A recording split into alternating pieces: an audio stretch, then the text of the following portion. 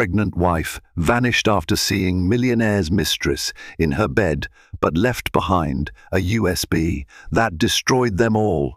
She stood in the quiet hallway, her heart pounding louder than thunder. The bedroom door was slightly ajar, revealing the shocking reality no pregnant wife ever wants to see: a silk-sheeted bed occupied by her millionaire husband and an unknown seductive woman. In that crushing moment, she realized everything she'd built her life upon was a lie. Then, as suddenly as she had appeared, she vanished, gone without a trace, but not without a plan.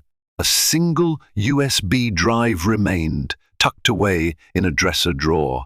Its contents were about to unravel the carefully woven tapestry of secrets, lies, and betrayal that threatened to destroy them all.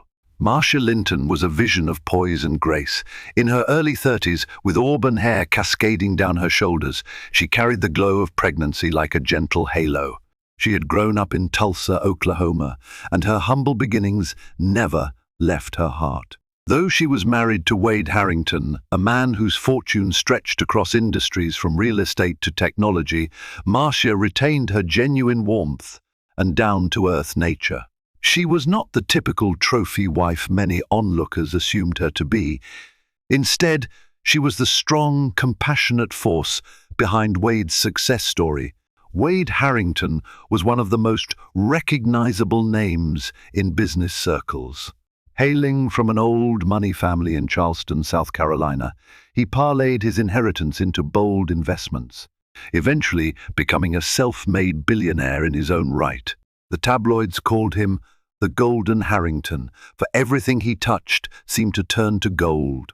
He was known for his philanthropic gestures, establishing foundations, sponsoring scholarships, and hosting charity galas with celebrities and politicians. Yet behind closed doors, those who truly knew Wade whispered about his icy ambition and penchant for manipulation. When Wade and Marcia married, they appeared to be the perfect power couple: charitable, refined, well-connected, and utterly in love. But beneath the surface, cracks were slowly starting to form. Marcia often felt Wade's philanthropic persona was more about appearances and less about genuine altruism. In private, he seemed distant, often holed up in his study, taking hushed phone calls late into the night. Their home was a grand, sprawling mansion in the quiet hills overlooking Los Angeles. It was a beautiful estate, lined with poplar trees and floral gardens meticulously cared for by an army of staff. They could have been a model family, except for the gnawing sense that Marcia was alone within those luxurious walls. Her pregnancy was supposed to bring them closer, but in recent months, Wade was more absent than ever, caught up in endless board meetings, overseas expansions, and rumored liaisons that Marcia had chosen to ignore, praying they were only malicious rumors. Yet one morning, Marcia's world imploded. Returning earlier than expected from a short trip to San Francisco, where she'd gone to finalize some charitable event details, she stepped into the hush of her own bedroom. On the lavish bed of burgundy silk she once shared with Wade was a sight that would forever change her life. Wade entwined with a mysterious, raven-haired woman who wore nothing but a smug, knowing smile. The woman appeared comfortable, as though it wasn't her first time there. Marcia's heart shattered at the sight. Anguish, betrayal, and a raw fury coursed through her veins. The woman's eyes flicked toward her, but Wade did not even stir until Marcia let out a strangled cry. He jolted awake, struggling to hide his shock beneath a veneer of control. But Marcia did not wait around for explanations or excuses. She fled from the room, tears of rage and heartbreak blurring her vision. Her entire world, built on illusions of loyalty and faith, had just been demolished. That very day, Marcia vanished. She left behind no tearful goodbyes, no confrontation, no drawn-out battle. With her disappearance, no one could predict the vortex of revelations that was about to consume everyone around her. Unbeknownst to Wade, the final parting gift Marcia left behind, a small USB drive in her bedside drawer, would soon become the key to toppling his empire. Detective Sofia Rodriguez was determined, sharp, and relentless. She'd grown up in a rough neighborhood of Los Angeles, clawing her way through countless odds until she joined the LAPD. From day one on the force, she proved herself to be unusually perceptive, noticing details that everyone else missed. If there was a missing person, a suspicious disappearance, or a complicated web of secrets, Sophia was the detective who could unravel it. When the Harrington Mansion staff reported Marcia's disappearance to the authorities 3 days after she vanished, to be exact, Sophia was assigned the case. There had been no ransom note, no signs of forced entry or violence. Marcia's room, while obviously left in haste, did not indicate a struggle. Clothes were missing from her walk-in closet, and a few personal items, such as her favorite silver wristwatch and a framed photo of her family, were gone too. It looked like she had packed and left on her own terms. But why would a pregnant woman simply vanish from a life of such privilege? On her first visit to the Harrington Mansion, Detective Rodriguez found the staff polite but tight-lipped. They claimed to know nothing, just that Miss S. Harrington came home, seemed distressed, and then, the next morning, she was gone. Wade. Harrington himself was strangely composed, speaking to Sophia in clipped, measured tones.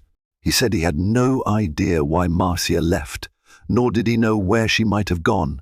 He insisted there had been no major argument. Rather, she had simply become emotional and run out. An unfortunate family misunderstanding, he suggested, but Sophia's instincts pricked like a warning. Something about Wade's demeanor, his carefully schooled expression, his deliberate wording told her he was hiding far more than he was letting on. She asked him about the rumors swirling around town. Rumor was that Wade had been spotted with a young woman at upscale restaurants and private clubs. He brushed aside the gossip with a practiced laugh. He was a public figure, and paparazzi were known for spinning fantasies to sell more tabloids. Despite Wade's cool dismissal, Sophia's gut told her that Marcia's disappearance was not a simple case of a pregnant wife running off. The Harrington security team claimed that the house cameras were under maintenance the very night she vanished, a curious coincidence far too neat for the detective's liking. Nonetheless, she had no proof of wrongdoing. All she had was a growing suspicion that she had stepped onto a precarious tightrope, suspended above an abyss of secrets that might swallow her whole if she wasn't careful. Then a seemingly insignificant detail caught Sophia's attention. While examining Marcia's belongings, Sophia noticed a small note scrawled on a post. It stuck to the bottom of Marcia's dresser drawer. It read, "USB insurance." It was so short and cryptic that it almost seemed meaningless, except that it was hidden out of sight. Sophia asked the staff if they'd found any USB drives. Everyone claimed ignorance. Even after a careful search of the room by the forensics team, no USB had been discovered. But someone was lying. Sophia felt certain that if she could find that missing USB, she'd be one step closer to the truth. And though she wasn't sure what kind of insurance Marcia might have stored on it, her instinct screamed that it would be explosive. Unbeknownst to Detective Rodriguez, the mysterious raven-haired woman had a name, Serena Montclair. She was a figure well known in elite social circles, though not always for admirable reasons. Growing up in a modest home in Sacramento, Serena had clawed her way into LA's high society scene, leveraging her stunning looks and uncanny ability to charm powerful men. Rumor had it that she'd been a companion for wealthy businessmen, providing more than just eye candy at high-stakes events. Her association with Wade Harrington began innocently enough, or so she liked to claim. They met at a charity fundraiser for orphans in Kenya. Wade had been there as the philanthropic host, and Serena as a friend of a board member. Sparks flew from the moment they locked eyes. For Wade, it was a diversion and exhilarating escape from what he perceived as the monotony of a stable marriage and the impending responsibilities of fatherhood. For Serena, it was like landing the golden goose, the elusive billionaire who could finally elevate her to the pinnacle of wealth and prestige. The affair turned serious quicker than either of them expected. Late-night trysts in luxury hotel suites became clandestine getaways on private yachts. Serena enjoyed the heady feeling of power, knowing she could sway a man as controlling as Wade to her desires. Over time, she convinced herself she had genuine feelings for him. But whether those feelings were for Wade as a person or Wade as a golden ticket was an open question. For Wade, Serena was a guilty pleasure, he rationalized. In his mind, he deserved some excitement after working so hard to build his empire. He had convinced himself that Marcia would never know. But that illusion was shattered the day Marcia walked in on them.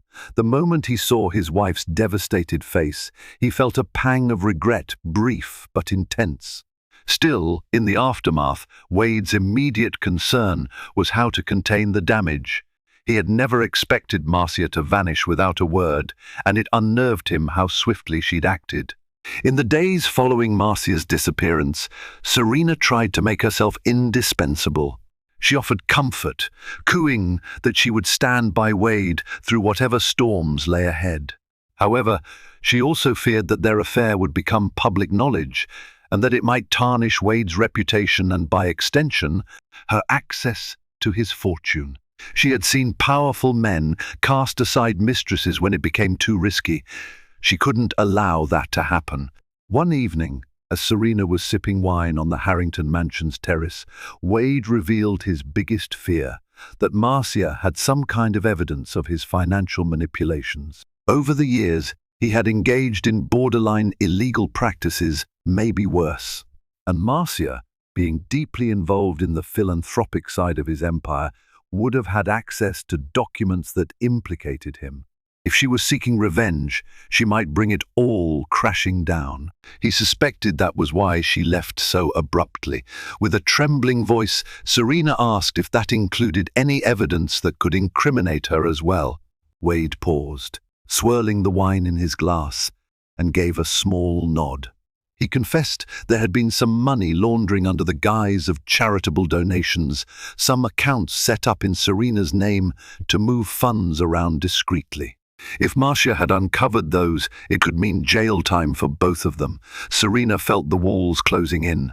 That night, Serena resolved to do whatever it took to find Marcia and that USB, if it existed, and make certain it never saw the light of day. Marcia had gone off the grid with calculated precision. Her departure wasn't a spur-of-the-moment escape. It was a meticulously planned exit strategy that she had prepared for months. Once her suspicions about Wade's infidelity and financial deceit began to solidify, she hadn't initially wanted to believe that her husband could betray her so completely.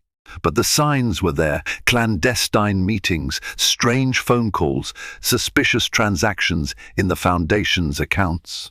Now, several days after vanishing, she found herself in a small, unassuming cottage in the outskirts of Santa Fe, New Mexico. A longtime friend, Peter Johnson, an ex-accountant turned tech forensics specialist, had helped her set up a safe haven. Peter was one of the few people Marcia trusted implicitly. She had grown up with Peter back in Tulsa. They were childhood neighbors, practically family. He had seen her through the toughest times of her youth, and she had trusted him enough to let him in on her suspicions about Wade's illicit dealings. It was Peter who had advised her to gather digital evidence and store it securely, just in case she ever needed insurance. And so, over the past year, Marcia had collected thousands of documents, everything from suspicious wire transfers to suspiciously inflated invoices for the Harrington Foundation's project. On that single USB drive, she had compiled everything. Banking records, email exchanges, internal memos, even hush money payoffs to local officials that Wade had orchestrated under the table. If brought to light, the evidence would not just ruin Wade's reputation, it would pave the way for criminal charges. Marcia struggled with the guilt of what she was doing. She loved Wade, or at least the version of him she had once known, but the man she had married had changed into someone unrecognizable, someone who would lie, cheat, and possibly harm innocent people for the sake of more power and money. When she saw him in bed with Serena Montclair, it was like a final straw. All illusions were shattered, and she realized there was no going back. At the cottage, Peter reassured Marcia that her plan was sound. The USB left behind was a trap. It contained enough evidence to devastate Wade's empire, but it also had a hidden encryption layer that would give Marcia time to negotiate. Should he try to get rid of her or their unborn child? If Wade tried to tamper with or destroy the files, the data would auto-upload to multiple news outlets and authorities. It was Marcia's ace in the hole, her last stand against a powerful man who thought he could buy anything, even the silence of those he'd wronged. Each night, Marcia wrestled with fear, heartbreak, and a twinge of hope. Hope that, by exposing Wade's criminal activities, she might free herself from the nightmares that haunted her. That maybe, in some twisted sense, her child would grow up in a safer reality, one not tainted by corruption and deceit. Peter tried to comfort her, reminding her that this was the only way forward. She knew he was right, but it didn't stop the tears from flowing whenever she recalled the moment she saw Wade's mistress lying smugly on their bed. But Marcia would not be broken. Quietly, resolutely, she prepared for the next steps. She knew that the storm she was unleashing would be destructive, possibly even life-threatening for her. Yet she clung to the belief that truth and justice, however messy they might be, were worth fighting for. Detective Sofia Rodriguez found herself increasingly restless. Days of fruitless inquiries, sifting through leads and running into dead ends had tested her patience. The entire city was abuzz with the story of the pregnant wife of the millionaire mogul who'd gone missing.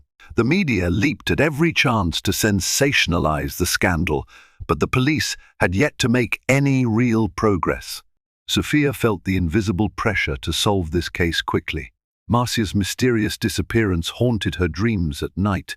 There was something heartbreakingly vulnerable about a pregnant woman vanishing without a trace. Determined to pursue a fresh angle, Sofia decided to visit a contact of hers, a savvy investigative journalist named Margaret Holt, who worked at the Los Angeles Tribune. Margaret was known for her unyielding drive to expose corruption, and she often had sources in high places who whispered secrets the public was never meant to hear. If something lurked beneath the gilded Harrington empire, Margaret might have caught wind of it. They met in a small cafe on a quiet street downtown. Margaret arrived in her usual worn-out jeans and sharp blazer, her hair in a casual bun, a notebook and pen always at the ready. After exchanging brief pleasantries, Sofia laid out what she had: rumors of Wade's affair, security footage that mysteriously went missing, and a potential mention of a USB in Marcia's personal effects. Margaret listened intently, her eyes narrowing with interest. Then Margaret revealed something that caused Sofia's spine to tingle. She had been working on a story for months about high-profile philanthropists who might be involved in money laundering schemes. Several anonymous sources had pointed to Wade Harrington's foundation as one of the biggest laundering vehicles in California. Margaret had been trying to gather solid proof, but had run into dead ends. She suspected Wade had powerful friends in government and finance who were helping cover his tracks. Sofia's mind raced. If Marcia had proof of Wade's illicit dealings, that could be motive enough for someone to silence her forever. She felt a renewed urgency to find Marcia before it was too late. Taking a leap of faith, Sophia decided to trust Margaret with the existence of the post-it note referencing a USB. If there was proof, it had to be in those files. Armed with this lead, Margaret promised to keep digging. She had a handful of trusted contacts within offshore banking networks. Maybe she could find suspicious shell companies tied to Harrington. She would share anything she uncovered. Exiting the cafe, Detective Rodriguez felt both energized and wary. If Wade truly was at the center of a massive laundering operation, then anyone connected to him, mistresses, employees, even law enforcement officials, might be in danger if they knew too much. She worried not only for Marcia, but also for herself and Margaret. Powerful men do not simply let incriminating evidence come to light without a fight. That night, as Sophia stared at her whiteboard plastered with pictures and notes on the Harrington case, she couldn't shake a sinking feeling. Where was Marcia? And was she safe? Would the pregnant woman ever return on her own, or had she fled permanently, convinced that her life was in peril? The only thing Sophia was certain of, the deeper she dug, the darker this case became. Wade Harrington sat in his private study, the air thick with tension. He was reviewing documents on his laptop, spreadsheets of the family foundation's finances. The numbers looked perfect on paper.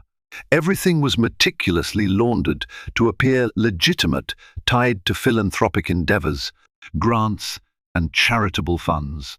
But Wade's anxious mind danced from scenario to scenario of what might happen if Marcia used the alleged evidence she had undoubtedly collected.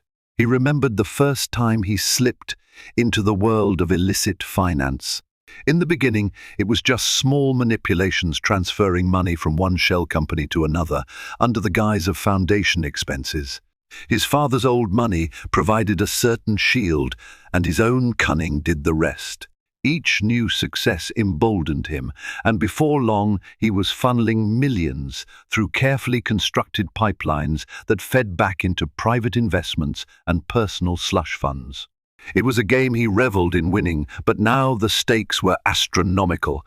If even a fraction of his misdeeds were exposed, it wouldn't just ruin him, it would leave him rotting in prison. Serena Montclair entered the study without knocking, her face drawn. She looked nothing like the sultry siren Marcia had discovered in bed. Now, shadows under her eyes revealed nights of missed sleep. She had believed that hooking her star to Wade Harrington would guarantee a life of comfort and excitement, never imagining it could also mean entanglement in an international financial scandal. "Any word?" she asked, her voice hushed. Wade shook his head, eyes still on the screen. "No. My investigators can't find Marcia anywhere. She either had help, or she's smarter than we ever gave her credit for." He paused, then met Serena's worried gaze. "But we will find her." Serena swallowed, her mind returning to the dreaded possibility of prison. "What if we can't find her in time?" she asked, fear creeping into her tone. "What if she's already handed the evidence to the authorities?" Wade's expression hardened. "Then we'll make sure it never sees the light of day. I have powerful friends, Serena. Friends who have just as much at stake as I do. We won't go down without a fight." Despite his reassuring words, tension simmered in the air. Both knew that if the web of illicit deals was exposed, it was game over. Wade had begun pulling every string he could. He'd reached out to Senator David Johnson, an old family friend who owed him political favors. He had also enlisted the services of a private security firm, rumored to employ ex-military personnel capable of finding and silencing any problem. If Marcia didn't come to her senses and return, they would track her down by force. Sensing how dangerous the situation had become, Serena decided to approach Wade with a new idea. She suggested a carefully orchestrated media spin, painting Marcia as an emotionally unstable woman who had disappeared under suspicious circumstances. The strategy was simple: discredit Marcia in the public eye, so she eventually surfaced with accusations. It would be easier to label her claims as the ravings of a traumatized, unstable wife. Wade agreed, though a flicker of guilt crossed his mind at tarnishing the mother of his unborn child. That guilt, however, was fleeting. Survival became the priority. If destroying Marcia's reputation was necessary, then so be it. Wade rationalized his choices. She had brought it upon herself by stealing from him, by threatening his empire, and his mind added bitterly by leaving him when he needed her most. At the small cottage in Santa Fe, Marcia was growing restless. She spent her days combing through additional digital files, ensuring everything was backed up securely. Peter Johnson had set up multiple off-site backups, each rigged to release the information if Marcia didn't reset a timer every 24 hours. It was a nerve-wracking system, but it was the only way to guarantee her safety. Should anything happen to her, the files would go public automatically. That, in theory, kept Wade and his associates from striking too hastily. Her pregnancy made the situation far more emotionally turbulent. She felt the baby's gentle kicks in her belly, a constant reminder that she was not just fighting for herself. Each flutter reminded her that she was protecting a fragile new life. She walked the property's garden paths each evening, seeking solace in the rustle of leaves and the warm glow of the desert sunset. Yet she couldn't completely shake off the fear that at any moment Wade's men could burst through the door. One afternoon, while Peter was out gathering supplies, Marcia decided to check the news. She rarely did so, trying to remain hidden, but curiosity got the best of her. She sat at the old wooden table, laptop open, scanning headlines. Her heart nearly stopped when she saw the latest developments. Billionaire philanthropist Wade Harrington appeals for the safe return of missing wife. Rumors of emotional breakdown circulate. Marcia read in disbelief as Wade pleaded on national television, describing his wife as fragile, hinting that she might be mentally unstable due to stress and hormonal issues from her pregnancy. He never said the word crazy, but the insinuation was clear. His performance was polished, a loving husband, desperate to bring home a confused, possibly delusional wife. He insinuated that she had stolen important documents from the foundation in her confused state and needed medical help. The journalists interviewed him sympathetically, barely probing the inconsistencies in his story. She gripped the edge of the table, her emotions vacillating between fury and heartbreak. How dare he weaponize her pregnancy, painting her as unstable just to cover up his crimes? Tears of outrage blurred her vision. She realized that if Wade succeeded in shaping public perception, any attempt she made to expose him could be dismissed as the ramblings of a woman in crisis. An urgent resolve flooded Marcia's veins. She had to outsmart Wade. That meant getting her story out on her own terms, to the right people who could verify the evidence before it could be dismissed. She considered contacting Detective Sofia Rodriguez, but fear held her back. Sofia's reputation was solid, but was she fully trustworthy? Wade had connections in the police force, no doubt. Still, Sofia's face on the news updates looked genuinely concerned, not like a puppet on Wade's strings. Peter returned later that night to find Marcia pacing anxiously. She told him about Wade's media appearance. Peter was calm, methodical. He suggested that they move locations soon, anticipating that Wade's hired men might trace their online footprint. But he also reminded Marcia that if they kept running, they could be on the defensive forever. It might be time to strike back, share the truth and the evidence directly with journalists or law enforcement beyond Wade's reach. So they hatched a plan. Using secure communication channels, they would approach Margaret Holt at the Los Angeles Tribune, someone known for her commitment to exposing corruption. They would share a taste of the evidence, just enough to prove its authenticity, and see if Margaret would be willing to help orchestrate a massive, indisputable expose. Marcia felt a flicker of hope. Perhaps her voice could still be heard, and justice could still prevail. Under the cover of night, Detective Sofia Rodriguez drove through the winding streets of downtown Los Angeles toward the offices of the Los Angeles Tribune. The clock on her dashboard read nearly midnight, but every block she passed seemed to pulse with a life of its own late-night revelers in trendy bars, neon signs flickering over narrow alleyways, and the soft hum of cars meandering through the city that never truly slept. The Tribune building stood tall among the shorter structures around it, its large windows illuminated by office lights that refused to quit. It was here that Margaret Holt, the relentless investigative journalist, had called Sofia mere hours earlier, urging her to come after the newsroom had quieted down. Something about Margaret's tone on the phone, a mix of breathless excitement and subdued caution, told Sofia that this meeting was not just important, it could very well be the turning point in the entire Harrington case. Sofia found a parking spot near a side entrance. Even at this late hour, a security guard was stationed at the front desk in the dimly lit lobby. Recognizing Sofia from previous visits, he gave her a brisk nod and waved her inside. She bypassed the silent corridors plastered with framed front pages, each marking a major investigative triumph in the Tribune's storied history. Finally, she reached Margaret's small corner office, where a single light shone through frosted glass.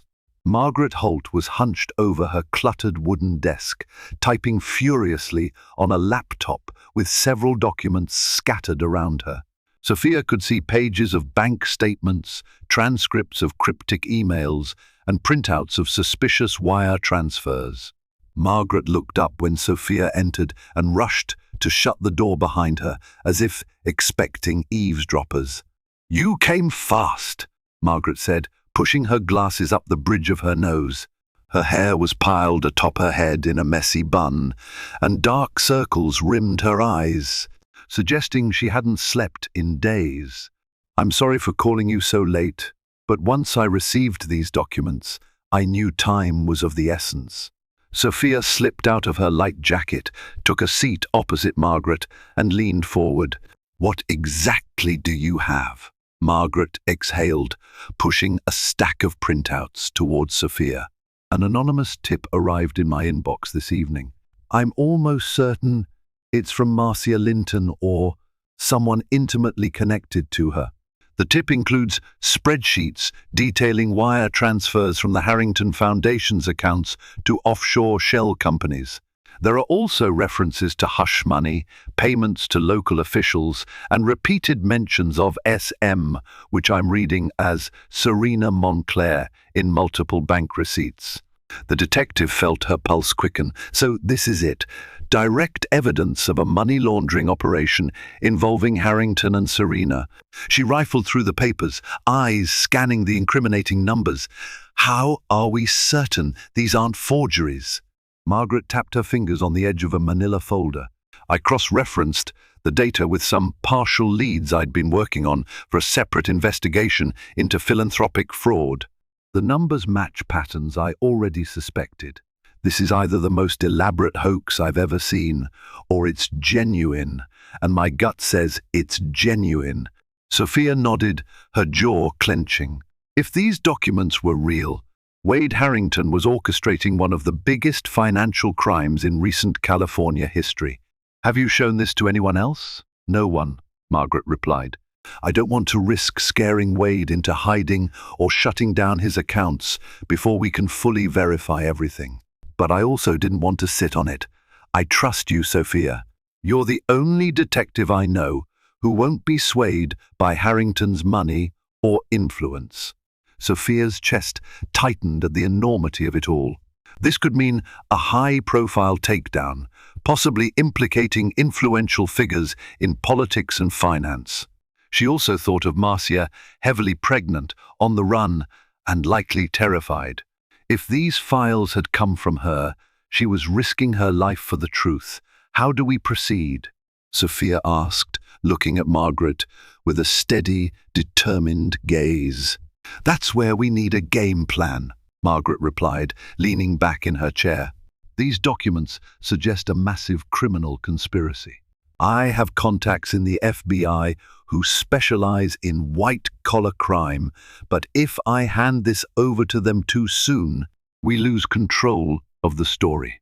Plus, the first need a formal statement from Marcia or someone who can confirm the data's authenticity. We also have to consider the safety of our source. She's pregnant, and from what you've told me, Harrington's goons will stop at nothing to find her. Sophia flipped another page, scanning an email exchange that hinted at bribes to local officials in return for development permits. Her anger rose at the thought of people in power selling out the public trust. Wade must never suspect how much we know until we have enough to lock him down. If he realizes the feds are onto him, he might disappear. Margaret pressed her fingertips together. Exactly. We need proof from Marcia herself, an affidavit, or at least some form of statement. The tip included a note. This is only a fraction. More to come if you're willing to expose the truth. I suspect Marcia wants assurance that this won't just get swept under the rug. She wants the public to know what Wade is capable of. Sophia chewed the inside of her cheek, contemplating the risks. Then, as if on cue, her phone buzzed in her pocket. The detective pulled it out, eyes narrowing at the unknown number. The text read, "If you want the truth, we can talk. Tomorrow, 2 p.m., the old Redwood Diner, outskirts of Glendale. Come alone." A surge of adrenaline coursed through her veins. She turned the phone toward Margaret. This could be Marcia. It could also be a trap. Margaret looked at the message, her brow furrowing. It's the biggest lead we have, but going alone is risky. Do you trust it? I'm not sure, Sophia admitted. Wade's people might intercepted Marcia's communications. This could be a ruse to lure me in. She took a deep breath, but I can't ignore it. Marcia could be in danger, or this could be our one chance to hear her story in person. Margaret leaned forward, her voice solemn. You need backup. Sophia, people you trust who can remain invisible until they're needed. Sophia nodded. I can't roll up with an entire police unit. That'll scare her off if it's really Marcia. I'll bring a few friends from the force who I know are clean. We'll keep them outside, discreetly. If anything goes sideways, they'll move in. A silence settled between them as the gravity of the next step weighed on both women. Margaret turned her gaze to the clock on the wall, which read nearly 1 in the morning. Promise me you'll be careful. If Harrington has half the resources we suspect, he's dangerous. I know, Sophia replied softly, slipping the documents back into their folder. But Marcia's safety is a priority, and if she has the rest of these files, maybe even more damning evidence than meeting her is worth the risk. Margaret stood up, exhaustion etched into her face, but her eyes still burned with that reporter's tenacity. After tomorrow, if you manage to talk to Marcia, let me know what you discover. I'll keep digging into Harrington's offshore ties. If we can synchronize our efforts, we might just corner him. Sophia collected her jacket, squared her shoulders, and gave Margaret a small, grateful smile. We will corner him, she said firmly. If Marcia is handing us the puzzle pieces, I intend to fit them together so tightly that Wade Harrington has no place to run. And with that, Detective Sophia Rodriguez stepped out into the night once more, her thoughts a maelstrom of strategy, anxiety, and a rising tide of hope. The next day's rendezvous at the Redwood Diner could be the catalyst that either sealed her fate or brought a powerful man's empire to its knees. The next afternoon, Detective Sophia Rodriguez arrived at the Redwood Diner, a modest joint on an old highway that stretched out of Glendale. Its neon sign flickered against the California sun, and the parking lot was mostly empty. Sophia wore plain-clothes jeans, a leather jacket, hoping to avoid drawing unnecessary attention. She parked her car near the entrance, scanning the perimeter to ensure her backup officers were in place, but inconspicuous. Inside, the diner had the nostalgic feel of another era: checkered floors, red vinyl booths, and an old jukebox in the corner. Sophia ordered a coffee and sat at a corner booth, eyes scanning the entrance. After a few nerve-wracking minutes, a woman slid into the seat across from her. She wore dark sunglasses, a scarf wrapped around her head, and a loose coat, but there was no hiding the slight curve of her belly or the lines of worry etched on her face. "Marcia?" Sophia asked quietly, her heart pounding. The woman nodded, removing her sunglasses. Dark shadows under her eyes betrayed her exhaustion, but there was a quiet strength in her gaze. "Detective Rodriguez," she whispered, "I don't have much time." Sophia's mind whirled. This was the missing, pregnant wife of Wade Harrington, sitting right in front of her. "Everyone's looking for you," she said gently. "Are you safe?" Marcia glanced around anxiously. "For now. But Wade's men are searching for me. I can't stay in one place too long. I came because I need your help. I'm ready to expose everything Wade has done, but I need assurances that I won't just be handed over to him, or worse, become a victim of some cover-up." Sophia's voice was calm but earnest. "I can't guarantee everything, but I can promise you that I take justice seriously. I've been trying to piece together the truth behind your disappearance, and I believe your story. The documents you sent to Margaret Holt are damning." Marcia's eyes flickered with relief for a moment. "That's just the tip of the iceberg. I have more dozens of encrypted files that link Wade to powerful officials, a network of offshore accounts, and even bribery across multiple states." "Are you willing to testify?" Sophia asked. Marcia hesitated. "Testify, yes, but I need protection. Witness protection, if possible. And not just for me, for my unborn child." Sophia reached across the table, resting her hand gently atop Marcia's. "The first understand. I'll do everything in my power to ensure that happens. But we need to move quickly. Wade has influence, and if we don't secure official channels, he can bury this." Marcia nodded, her voice quivering. "There's more. Serena Moncler, she's not just a mistress. She's complicit in hiding funds. If I'm going to testify, I want her involvement exposed. She's been feeding Wade's ego, helping him launder money for her own gain." Before Sophia could respond, the diner's door swung open with a jingle of bells. A tall man in a dark suit stepped in, scanning the booths, his gaze locked on them. Marcia tensed, her knuckles turning white against the table. The man started walking toward them with deliberate, menacing strides. "Stay calm," Sophia whispered, sliding her hand toward her concealed firearm. She discreetly tapped the phone in her pocket, sending a preset alert to her backup. The tension in the air was palpable. If this man was one of Wade's henchmen, the carefully laid meeting could be about to erupt into violence. Marcia gripped Sophia's hand. "Please," she breathed, "don't let them take me." Sophia nodded, adrenaline spiking as she prepared to confront whatever threat stepped up to their table. The tall man reached their booth and loomed over them. For a split second, time seemed to slow. Sophia was ready to draw her weapon, but then she noticed a flicker of recognition in Marcia's eyes. Marcia exhaled, half in relief, half in confusion. "Peter?" she whispered. "Peter Johnson." He was wearing a somber expression, clearly strained by fear for Marcia's safety. "I'm sorry," he said quietly, looking at Sophia with guarded eyes. "I had to make sure it was safe here before I brought more documents. We don't have much time. Wade's men are close." Sophia let out a silent breath, relaxing only slightly. "You nearly gave us a heart attack," she scolded him, keeping her voice low. Peter slid into the booth next to Marcia. "I heard chatter that Wade hired a private security firm to track us.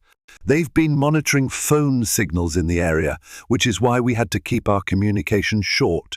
We need to move fast. the full set of files is ready for handover. Marcia turned her gaze to Sophia. I'll give you everything, but you have to promise me you'll take it to the right people. People not in Wade's pocket. Sophia nodded. I'll deliver them to the FBI's white-collar crime unit. I have a contact there who's clean a special agent named Patrick Neville. He's taken down bigger fish than Wade, and he doesn't scare easily. But once I make that call, we have to be prepared for a quick escalation. Wade will know something's up. He'll try to discredit you or worse. Marcia looked down at her belly, a protective hand resting there. We're ready to disappear again, if necessary, until the trial, she said, voice firm. But I have to know, will there be justice? Sophia's eyes were steely with determination. I believe so, but it might get dangerous before we get to that point. Peter slid a thumb drive across the table. This is the entire trove. There's a passcode, but you'll need Marcia's biometric to unlock the final layer. The instructions are included. Please, detective, don't lose this. It's our only bargaining chip. Sophia pocketed the drive, feeling the weight of responsibility settle on her shoulders. I won't let you down. Now let's get you both out of here quietly. But fate had other plans. The diner's door burst open again, this time admitting two men in casual but coordinated attire, scanning the room with more purpose. One locked eyes on Peter, and the other's gaze flicked to Marcia. Their intent was clear. Wade's men had found them. Sophia's adrenaline surged. She stood, badge in hand, and addressed the men. Lap D. I suggest you both step outside. Her voice was commanding, but she saw them exchanging a glance that spoke volumes. They were not about to comply. One lunged forward, attempting to grab Marcia's arm. Sophia drew her weapon, her backup officers outside, likely rushing in. Peter quickly positioned himself between Marcia and the man, struggling to keep the brute from laying hands on her. Chairs clattered, and frightened patrons shrieked as they scrambled for cover. The second man swung an arm at Sophia, trying to knock the gun from her hand. She dodged, narrowly avoiding his blow, and brought her elbow crashing into his midsection.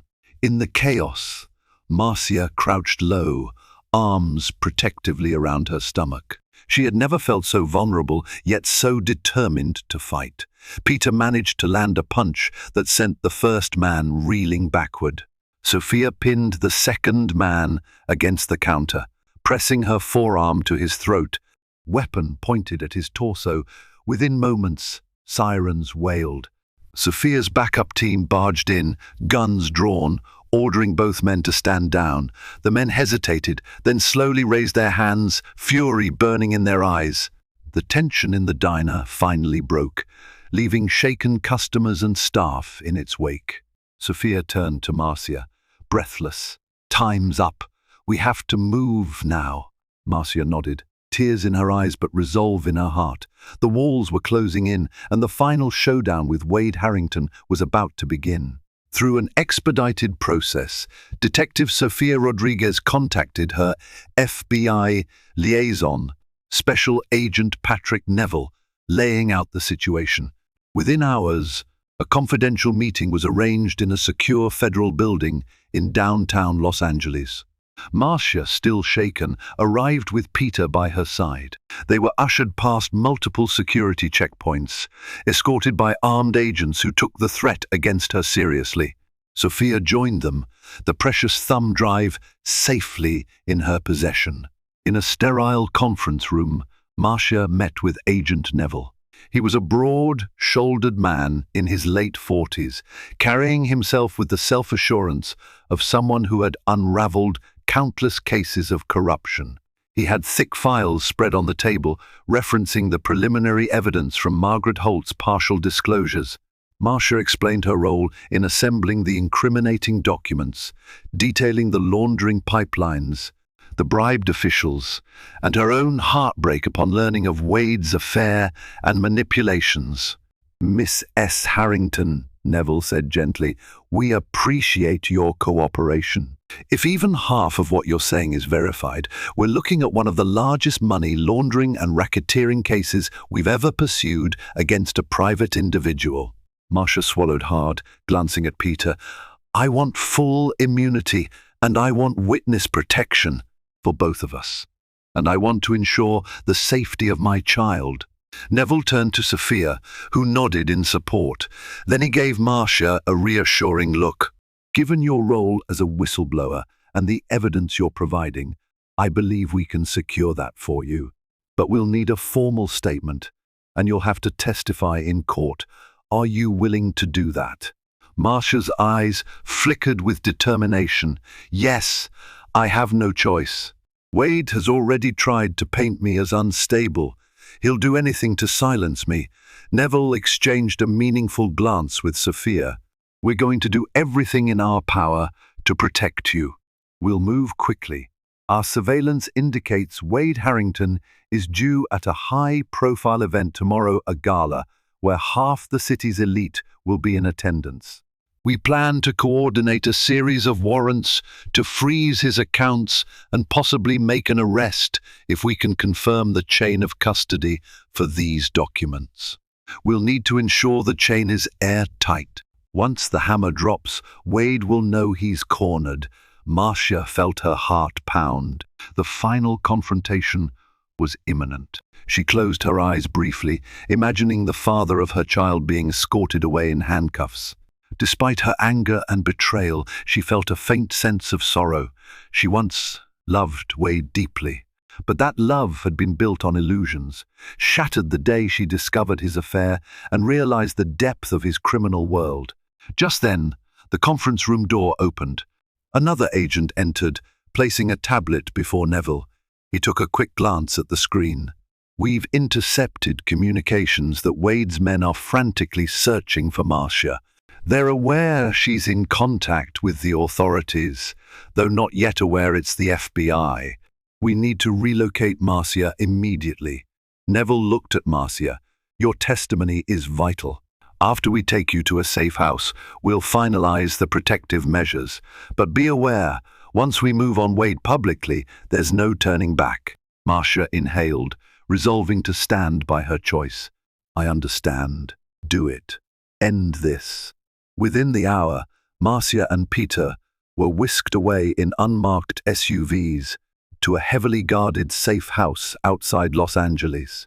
Sophia stayed behind to finalize the paperwork, coordinate with Margaret Holt, and prepare for the biggest sting operation of her career. She knew they only had one shot. If Wade slipped away or destroyed further evidence, he might vanish with his billions into an offshore sanctuary. But if they succeeded, they would dismantle a corrupt empire and free Marcia from the nightmares that had been her reality for far too long. The next morning, as glittering cars rolled up to the gala, Wade Harrington emerged in a tailored suit, flashing a confident smile to the cameras. Little did he know that hidden among the crowd were federal agents waiting to strike. In a dramatic takedown, Wade and Serena Montclair were placed under arrest. The media cameras captured every gasp and flash of handcuffs, marking the downfall of one of society's most revered philanthropists. Marcia, finally safe in protective custody, watched the live broadcast with tears of both sorrow and relief. She would go on to testify, unveiling the full scope of Wade's empire of lies. Justice, at long last, would be served. Thank you for joining this riveting journey of betrayal, survival, and truth. If you found yourself captivated by Marcia's fight for justice and her unwavering bravery, please hit the like button, share this video to spread the drama, and subscribe to our channel. We'll be back soon with more gripping stories that keep you on the edge of your seat.